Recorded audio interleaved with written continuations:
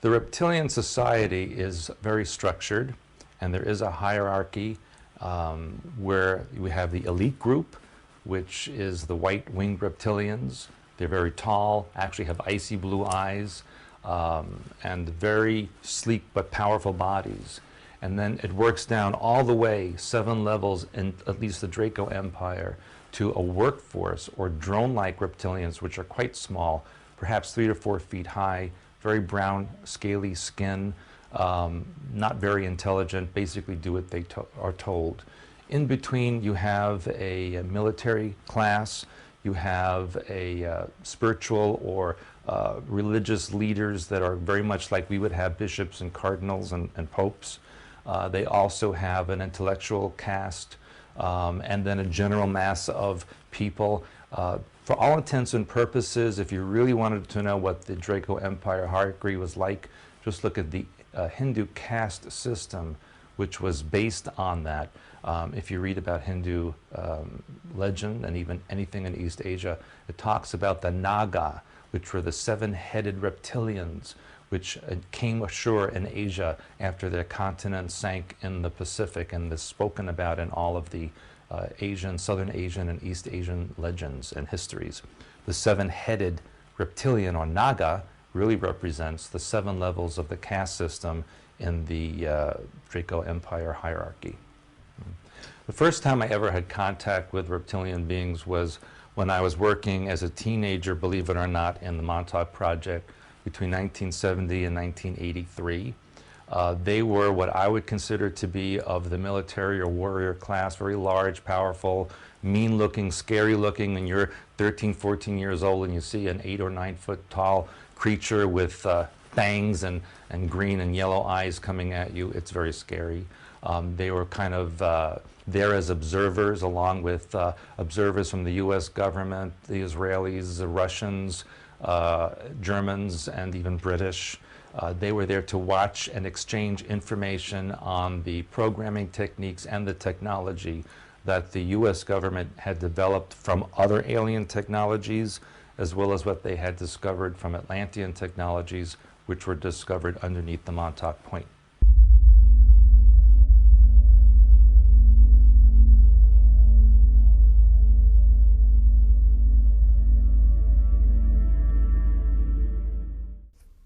All of the reptilian groups, all of them, are somewhat negative to humanity. The bottom line for that is evolution. Reptiles don't evolve. They are the same as they were on this planet 200 million years ago. And in their arrogance, they assume that's because they've reached the pinnacle of evolution. Whereas they look at mammals and they say, you know, look at you, you are having to evolve regularly and all the time because you haven't yet reached the pinnacle of evolution. So there is this us and them attitude from all reptilians to start with. Now, when you go within that, there are those groups of reptilians who have a command and conquer attitude. So those that have a command and conquer attitude, we're talking about the main reptilians, the Draconis. They are hostile to humanity simply because they want to maintain the status quo. So there's your one group. I don't like the word malevolent because people don't understand. Alpha Draconis reptilians eat children and eat humans. But that's not malevolence. That's because it's their culture. That's what they do because they believe they have the right to do that. It's totally wrong. But that's what they believe, and they don't see it's wrong at all. And that's where they have the agreements with Earth governments. And as long as they get the supplies coming through to them, then they won't take it any further, and they don't come out onto the surface and cause a lot of aggro. And that's the way it's been for thousands of years. You've got the group that lives under subterranean caverns, who are the native group. They are the real group, if you like, because they have an association with the Earth. The Draconis reptilians have no association with the Earth whatsoever. But the subterranean group do.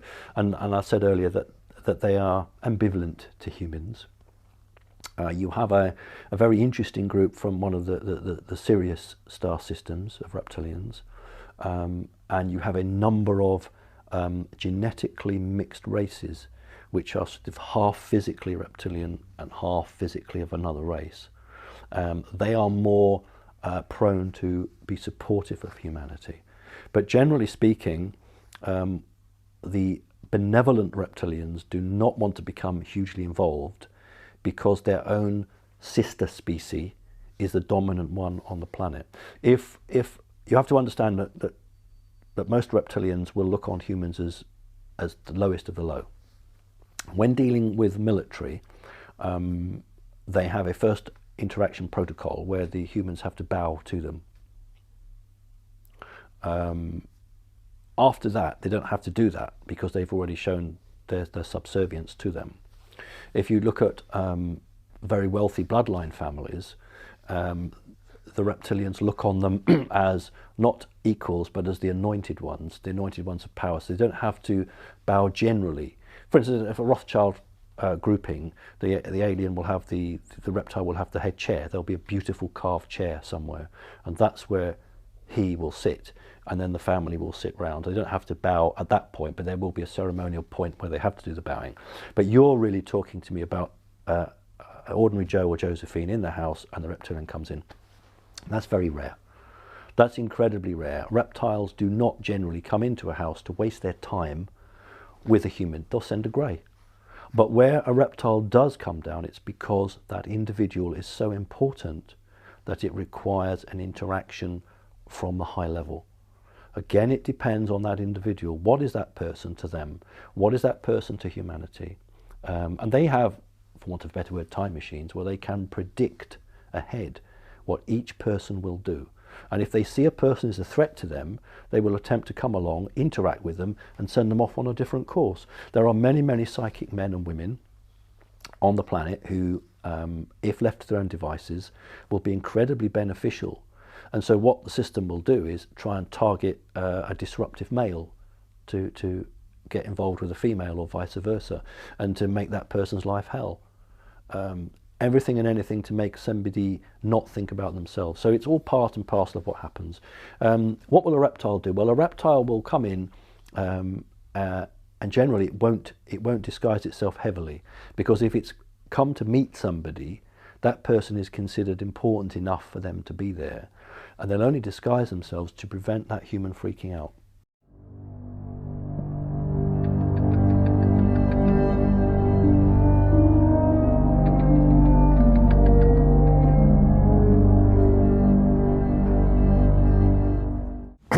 The public needs to know about this. The country needs to know about it. The planet needs to know about what has taken place. And we've been lied to. I say this over and over. We've all been lied to for a minimum of 6,000 years. Every country, every European country, every Asian country. We're being taught by the reptilians lies. We're being taught incorrect information, even incorrect astronomy. Yes. Everything is incorrect. Yeah. This is insane. We've got, documented 23 different types of extraterrestrials, most of them being good people, okay? But then we've got these massive capability with facilities of the Draco extraterrestrial side that, they're controlling. And they don't just control this planet, we're just one of their planets that they control. Is Mars under their rule or not? Because I know we have bases on Mars. Yeah, and we are being used, we have been being used, and I hate to say this, but we're just a laboratory for them.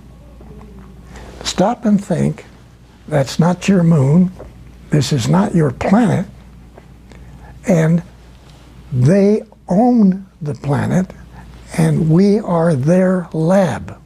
We're their laboratory, and they're associates laboratories, other extraterrestrials coming in, doing their agenda. Yes. And this has been going on for eons, and we know about this, but I have to say, there is a reason for all of this, and I want to get to this idea that the Nordics are coming here. Mark said the same thing to me. Around the same time you're releasing this, he was saying to me on my one-on-one interview with him in prison, I go to interview him in prison, I've done it 5 times now, and he said, the Nordics want the humans to come up to speed militarily and in terms of consciousness, etc., so that they can join the fight against the reptilians and Dracos that are basically plundering the galaxies, taking over planets, etc. And you've said something very similar to that. Yeah, I have to agree with that. I'm just saying that this is our situation, and it's. And our military is very aware of this, and so what they've been doing is funneling what we call black project money, billions, into building this secret space program that's now practically what we call a rogue civilization. It's almost living so far in advance of the way we live in terms of technology and in terms of everything else. Okay, adding to that, you have Solar Warden. People don't believe that we have Solar Warden, okay? I believe it, yeah. Okay, but it is 8 Navy space battle groups with destroyers, cruisers, other vehicles, support vehicles, transports, trucks, all kinds of stuff. Not familiar enough with it. But you do know that reptilians and Draco, the blood sacrifices, the whole Luciferian thing, the kids being killed and eaten, I mean, that humans have been eaten and taken off planet, et cetera, and used for slaves in other colonies, etc. I hate to say that, but that's far worse than what you've just said. It's far worse. Yes, far worse. Far worse, yeah. And that the whole blood situation is it's unbelievable, and right. I don't know how we say that to the public. I don't know how. Well, wait a minute, just a second. On that part of this whole subject, to me, if we get into that, and I know all about it, okay? All right. Far more than you know. Sure, all right? I'm sure. When we get into that, if we release it, 70–80% of everybody that listens to your program is going to say, "You're smoking pot." I don't believe that, and I don't believe anything you people talk about on Extraterrestrial. And it's going to kill what disclosure is trying to do. That's my opinion. But you know the pedophilia is starting to be exposed everywhere. You know that much is coming out. Oh, yeah.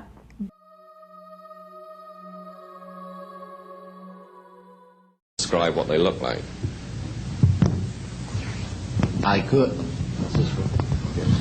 but it would probably take a whole lot of time. The reason I state that, when I got out in 1989, we had cataloged 57 different species. You have individuals that look very much like you and myself that could walk among us and you wouldn't even notice the difference, except for some of the things that they might be able to go ahead, even in a dark room, and touch an object and go ahead and identify what color that object might be. They would have a heightened sense of smell, sight, hearing. The situation is that you have various types of what we normally call grays. We didn't call them grays in the military, but you had at least 3 types of the grays. You had some that were much taller than we were.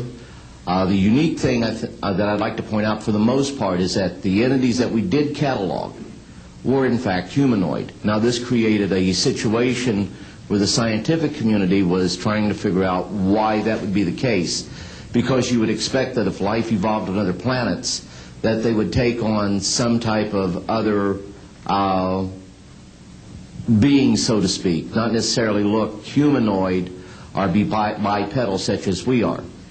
But apparently we got quite a few of the species out there that are humanoid in appearance, and that creates a question that yet has to be answered by science.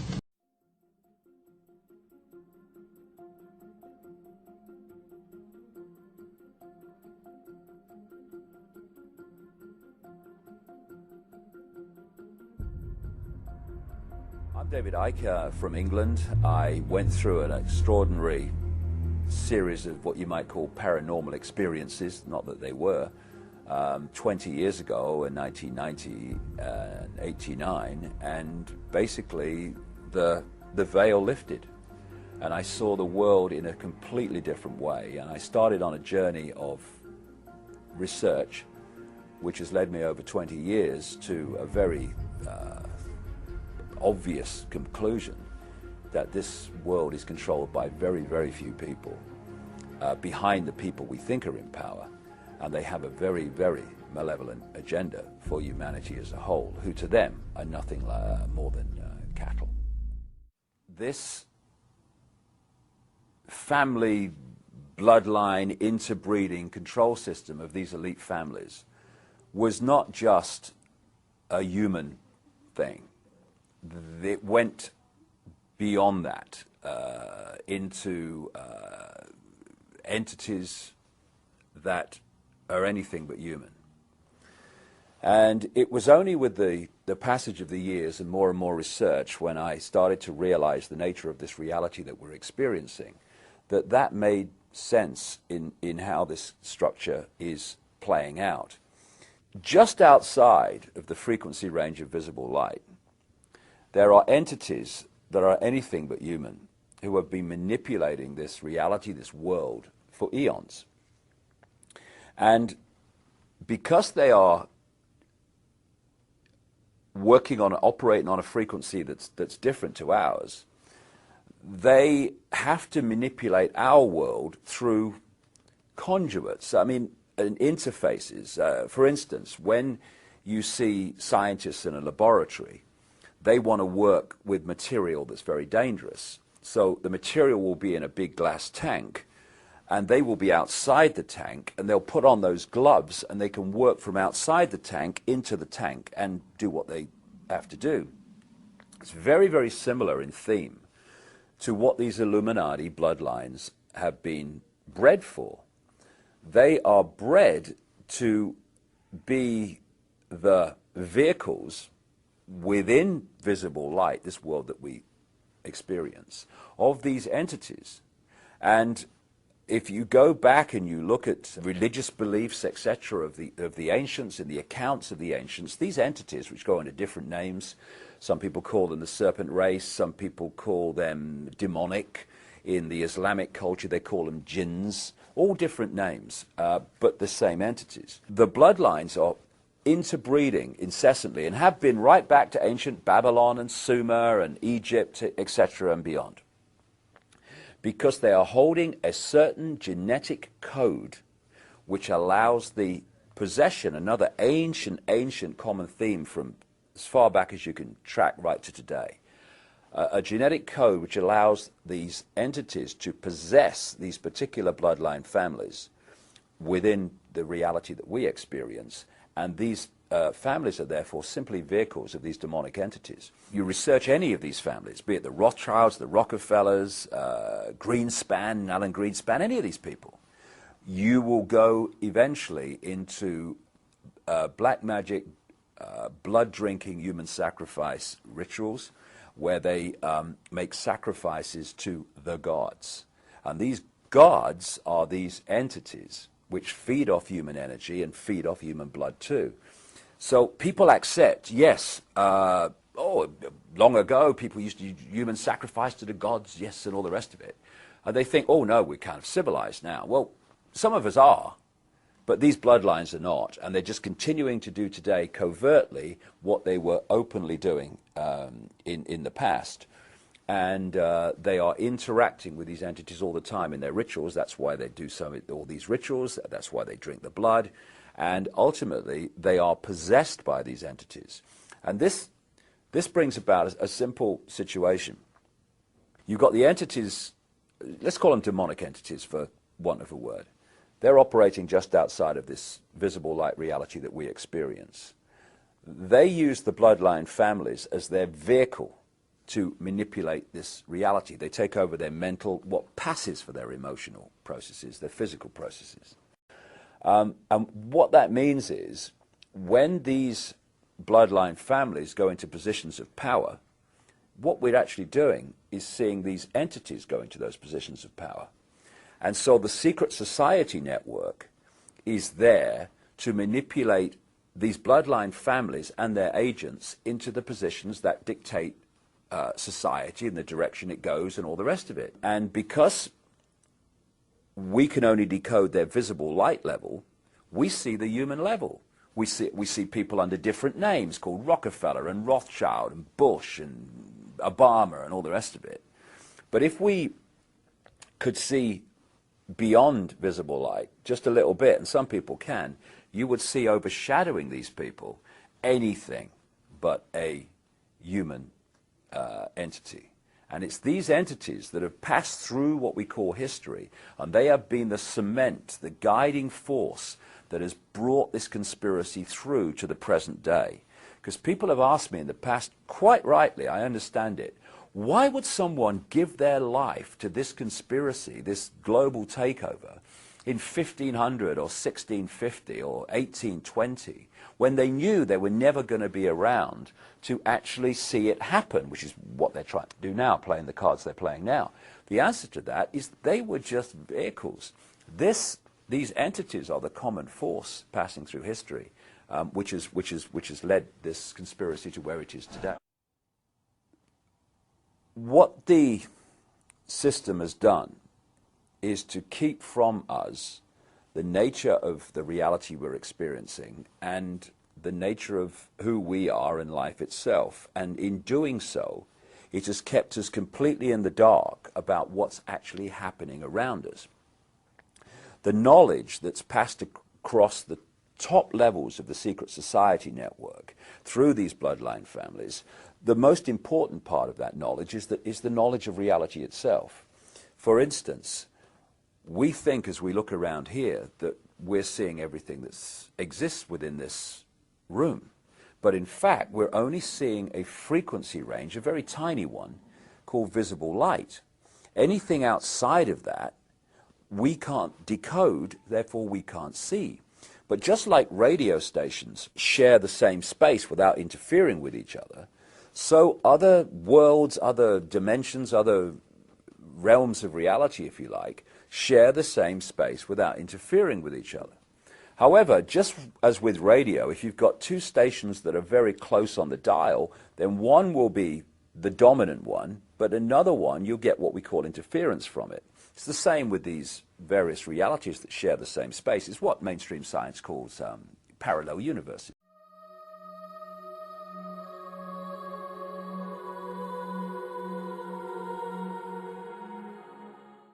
The Illuminati, as the popular term for them today is, a group which has been around for thousands of years on this planet. They came from off of this planet and interbred with humans. They are reptilian. They have their chosen bloodlines, and they continue to try and keep their genetics pure and interbreed with these chosen bloodlines. These beings are part human and they are part reptilian. And they continue to run the planet. They are our world leaders, and nobody at this current time who is a government leader is there running the countries unless they were put there by them or they are one of them. Bloodline, in my particular case, I was a slave. And to them, most of humanity, or all of humanity, they consider inferior. They consider humanity a resource to be used for their purpose. The Rothschilds are not looked upon within the Illuminati as a pure high bloodline. They have a lot of arguments among themselves as to the purity of their bloodlines. And there is a group within, or there are more than one group within the Illuminati that consider themselves the purest of bloodlines and that they rule by right. They feel that they rule by right and not to be elected by the Pope or okayed by any type of Christianity to rule. So they have many disagreements, discords, and arguments among themselves.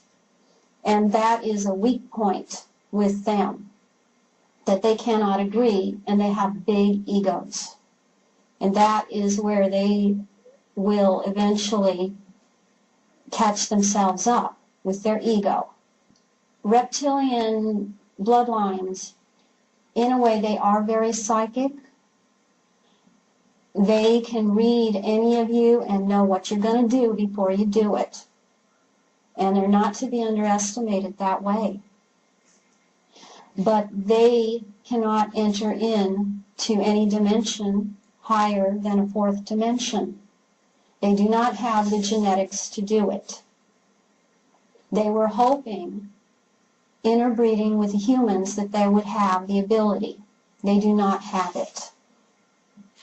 They continue to utilize human beings for many purposes.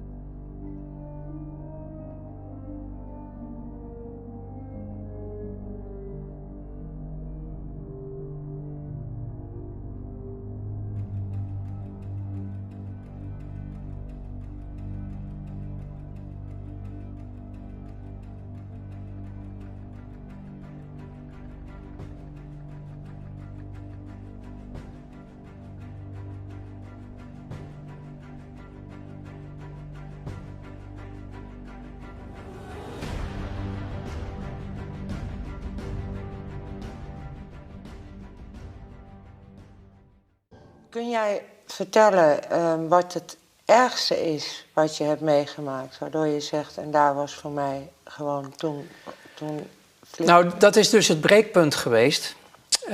Je komt zo diep in die kringen. Je tekent ook eigenlijk ik heb niet met bloed getekend ergens voor, maar je tekent wel een contract voor je leven dat je zwijgt over namen van bedrijven, organisaties, personen. Dat is ook de reden waarom ik denk nog steeds leef. Je houdt je daaraan. Maar als het gaat om de meest erge dingen die ik heb meegemaakt. Ik heb net verteld over dingen waar ik stroomstoringen mee kreeg. Het geweten begon dus. Laten we het zo zeggen, ik zat in een opleiding tot psychopaat en ik ben gezakt. Ik heb het niet gehaald, ik ben geen psychopaat geworden. Dat geweten brak door. En het ergste wat mij overkomen was, dat was omdat ik zo'n goed aanzien had, zo succesvol was en zo vertrouwd was met mensen in deze wereld die dus op dat niveau speelden. Ik moet ook zeggen dat de meeste van deze mensen hadden een geloof wat afwijkt van het gemiddelde. Hè? Je hebt katholieken, je hebt protestanten, je hebt allerlei soorten van religies. Deze mensen, de meeste daarvan, hadden een Luciferiaans geloof. En dan kan iedereen zeggen, ja, geloof bestaat niet en God bestaat niet, alles bestaat niet. Nou, voor die mensen was het de waarheid en de werkelijkheid. Hun diende dus iets onstoffelijks. Hun diende wat zij noemden Lucifer. Mm-hmm. En ik kwam dus ook in die kringen. Alleen ik lachte erom, want het waren voor mij gewoon klanten. Dus ik kwam in wat ze noemden Satanskerken.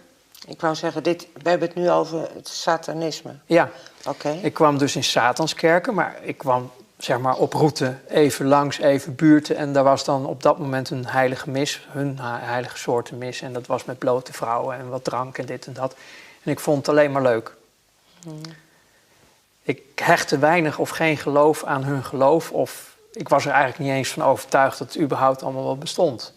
Het was meer een schouwspel voor jou? Ja, ik zag gewoon de donkerte en de slechtheid en de diepte daarvan zit in de mens zelf. Ja. Ik koppelde het nog niet zo. Maar ook die kringen verkeerde ik dus in, omdat Ja, als gast, zeg maar. Omdat ik vond het allemaal wel leuk. Al die blote vrouwen en al die dingetjes die daar speelden. Het was het vrije leven. Maar er kwam een moment, toen werd ik dus uitgenodigd, daarom vertel ik dit ook, om mee te gaan doen aan offers in het buitenland.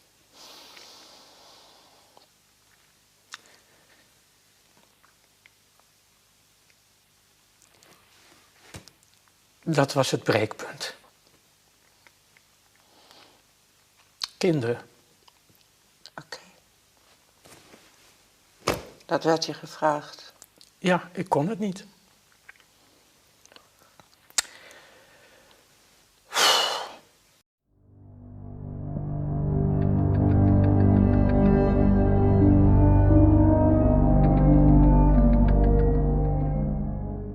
Throughout my childhood, I was a victim of Australia's VIP child sex trafficking ring.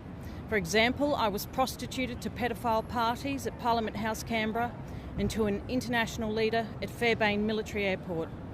The people involved in this elite pedophile ring included high-ranking politicians, police and judiciary. From the late 1980s, I reported my abuse experiences to multiple healthcare professionals, not one of whom adhered to mandatory reporting requirements.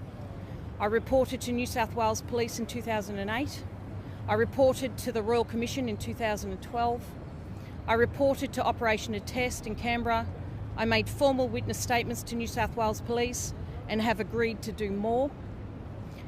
I've reported directly to the New South Wales and Federal Police Commissioners and to the New South Wales Coroner. I have provided sufficient names, times, dates and places for authorities to investigate. My experiences were horrific beyond words. I witnessed child abduction, torture, rape, murder. But the way I've been treated for reporting the crimes I witnessed and experienced has been far worse than my original abuse experiences. Victims endure the most miserable childhoods. We then spend the rest of our lives paying for the crimes committed against us. Victims are constantly placed under excessive scrutiny. If we can't provide a precise time and date for something that happened 40 years ago, we're called liars. If we get emotional, we're labelled crazy. If we are vocal, we're just attention seekers. It's time to focus our attention away from victims and onto those responsible for the crimes against children. In the 2006 census, Australians identified child protection as their #1 concern. Why then does our government continue to ignore the public's concern for children? Australia is a pedophile haven. Our laws are written, interpreted and administered in a way that benefits pedophiles and silences victims of crime. Our university lecturers teach pro-pedophilia material. Our health boards continue to allow offending doctors and psychologists to practice. We are up to our second Royal Commission into child abuse in 20 years. The Wood Royal Commission was indeed a failure. If it was successful, I wouldn't be standing here right now. The Wood Royal Commission was established in response to complaints about the VIP pedophile ring that abused me. This is the exact same elite pedophile ring that I reported to the current Royal Commission. In 2013, I asked the Royal Commission, what are you going to do differently to the failed Wood Royal Commission? They had no answer for me. If the Royal Commission does not result in the investigation and prosecution of the VIP pedophiles that victims like me have named, then they are just information gathering. I know you want me to stand here and name names. Yet to concentrate on the names serves to shift the focus from the entire reason I'm standing here. I have provided the names to the authorities. It is their responsibility to combine my information with what other victims have presented and properly investigate. And now I will give you some VIP names. Michelle. Michelle was a friendly 12-year-old with long dark hair. I witnessed her abduction, rape and murder when I was 6 years old. Samantha. Samantha was 9 years old with wavy long brown hair and a warm smile. She had Down syndrome. Samantha was murdered when I was 12 years old. Chloe. Chloe was an attractive 4-year-old with brown straight-cut hair into a bulb and sea green eyes. Chloe was murdered when I was 14 years old. Don't make this about me. Focus on those victims who couldn't be here today to personally share what happened to them at the hands of the VIP pedophiles who have infiltrated Australia's supreme institutions. I was an unwilling member of a coven, which was part of a greater crime syndicate, which involved drugs, guns, and sex trafficking, including child sex trafficking, human trafficking. So you were an unwitting part of that coven? Yes, absolutely. And I signed up from before my birth. Well, Absolutely. You didn't sign up if it was before. I did not sign up, so it was like being born into the mafia, but never actually volunteering to be a member. But the same rules apply for leaving. You can check out any time you like, but you can never leave, like Hotel California song. So who signed you up? My grandparent, Helen Holovchek. Helena Miloweska or Helena Holozak, Holovchek, whatever you want to say. Yeah. So it was her initiation, do you think? Yes. And what about her partner, Peter? What was his involvement? My step-grandfather. He was involved heavily. He did the dirty work. What was his role in your life? He was to abuse me. For people involved in ritual abuse and mind control, you must also sexually abuse them, so that if they do remember anything, they'll remember the sexual abuse and the pedophilia, and they'll go, everyone will say, well, that's what was wrong. And they don't go any further, any deeper than that. Oh, so the pedophilia is almost a safe... It's a cover. It's a red herring. For the mind control. For the real bad stuff. Not just mind control, the ritual abuse, the Satanism, satanic ritual abuse.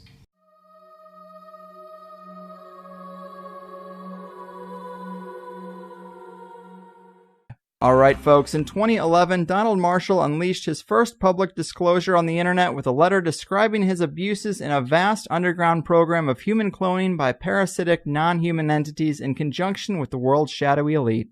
He detailed several types of cloning done at these underground bases, most notably is REM sleep-driven clones, where as long as they've created a second body for an individual, their consciousness can be transported to these hidden husks at the push of a button.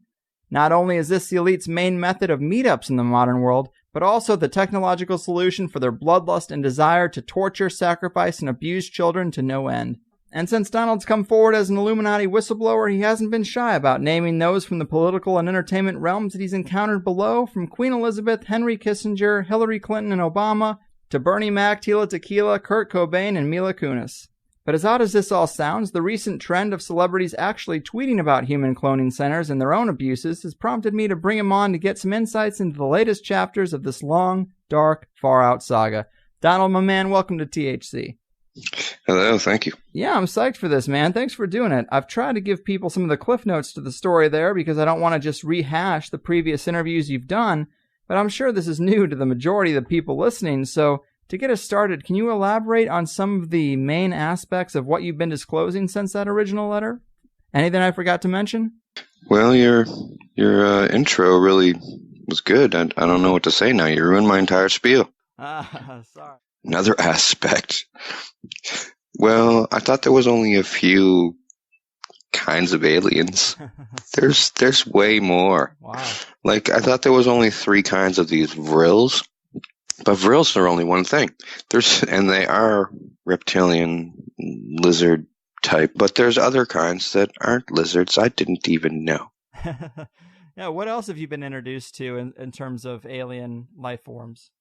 Well, let's see. What people think of as grays, but they're not even actually gray. They're kind of beige. You can't touch them. They're sticky. And our finger oils, our hand oils, burn their skin. Wow. Yeah, I held hands with one of them that wanted to hold my hand, and I had to wear a little plastic glove. It's pretty sick. But they look remarkably like the what they call the Asgard in the Stargate movies and series. Well, just the series, I guess they're in. But they look remarkably like that. And their physiology is reptilian as well, like lizard. They don't have scales, though, but yeah. They're real small. They look just like that, though. Man, that's interesting. So, as far as your personal story goes, how did you get mixed up in this? Like, where were your parents? Well, let's see. Little did I know. Well, my dad wasn't there, but my mother was. But I didn't see her in the beginning. I was 5 years old, brought there, and they were going to use me for what they call the diddle kit, to like be molested by, rich old men or women or whatever. But then I would scream and cry and everything, and they felt bad for me, which is rare because they don't feel bad for much. So then this old guy that was there, there's all kinds of Freemasons there, these Shriners and stuff that you see in the parades riding around on their little scooters and stuff. They're all a bunch of scum. Like you would think, oh, they wave to the children and stuff. They must be nice. No, they're not. No, they're all ugly and can't get a date and would have a hard time paying for a hooker. So they mess with children. It's really crazy. So anyway, I was crying and screaming, looked pathetic. And somebody said, well, kid, what else you gonna do? What else can we use you for? Do any singing or dancing? And so I started singing a song. And they said, wow, that song was great. Sing us another song. So I did. And then little did I know, someone famous used the song and this other song.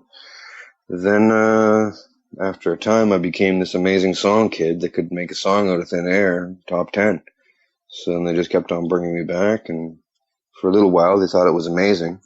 After a time, it just became an expected thing. It became like a magical organic jukebox that could kick and song come out, Yeah, I think that aspect is really interesting. What are some songs people would recognize that came from you originally? Because there are quite a few. Oh, my. Well, this topic, as a footnote, people get angry when I mention this part. They think that I'm trying to brag. I'm not. It's actually shameful because I made a lot of money for evil people and the propagation of an alien infestation, parasiting, body snatching thing. Right. Crazy. And I had to mention this part because it's the mainstay of why I was there, why they kept bringing me back, and why I'm still alive. It's a long story. I'll try to put it in as much of a nutshell as I can. Sure. Let's see. Sing a song. Let's see. The first one I made was Lady for Kenny Rogers. And I sang it there trying to show off for literally this, and I know it sounds absurd. I'm sorry. But for Queen Elizabeth. I sang it right to her at the Cloning Center. Wow. She's a depraved pervert. She's mentally insane in 5 different ways.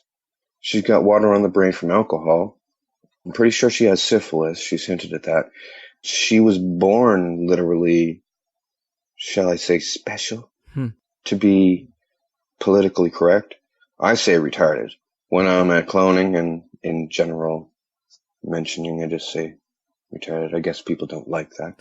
But yeah, she is. She's really whack by many ways. And from being in proximity to scary aliens for most of her life. At cloning, right? Right. It traumatizes you, I guess. But everybody at cloning is afraid of her. And they all do what she says. Well, I didn't want to go there. After a time, I gathered up my courage and told her I didn't want to go. And then, well, she was always really setting me up to be a victim. She wanted, well, besides the song making, that was just a bonus. I was always meant to be a victim there. She wanted to actually make it look like I was a bad person or evil so that people wouldn't care or even try to defend me, make an attempt to speak up for me. Because she has nothing. I'll tell you how it is with her. Because she basically runs the place. She's not a victim. She's not a hostage. She runs the place. And everyone is even scared to say that they don't want to go there because then she'll insinuate that she's insulted that they don't want to be her friend. The entire royal family is there. Charles is crazy too. He's been around talking to me at cloning ever since I was a kid. They made an exception with me I was allowed to go there on adults' night. When there were no other kids there, I would go there. And, let's see.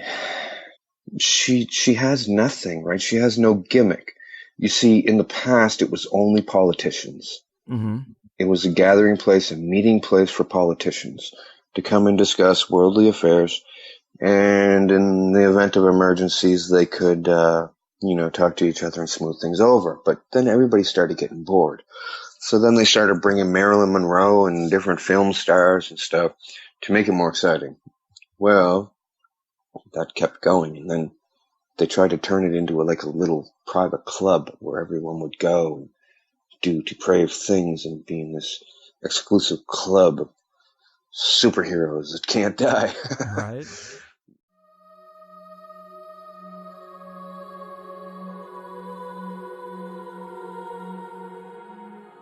Do you think you'll ever be queen?